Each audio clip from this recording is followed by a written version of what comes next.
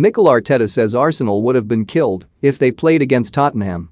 Mikel Arteta has defended Arsenal's request to postpone Sunday's North London derby and has suggested they would have been killed even if they had gone ahead with it, just as they were earlier this season.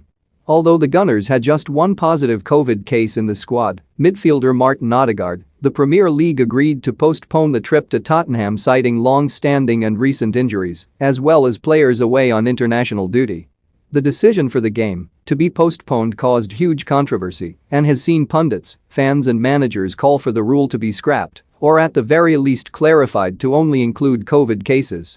But Arteta has defended Arsenal's position and says they would have been criticized just as much if they had played the match, saying his side were ridiculed and branded naive when their COVID-hit squad pressed ahead with matches at the start of the campaign and lost all three of their opening games. Asked to clarify how many COVID cases Arsenal had, Arteta replied, "We didn't have the players necessary to put out a squad available to compete in a Premier League match. That is 100% guaranteed. But this situation is, I think, a no-win situation. When we played the first 3 games of the season, while other teams were postponing matches, and we played, and we tried to play, and we were killed because people said, don't be naive, because if you have that many players out, don't play with your kids."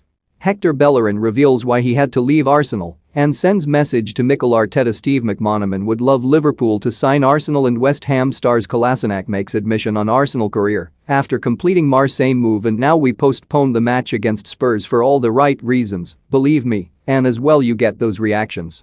But I think it is normal. He continued, "We've been very consistent. We played against Nottingham Forest when we had 10 players out. And we tried to play the next game and the next game, and we went to Liverpool and we played, and we had many players out.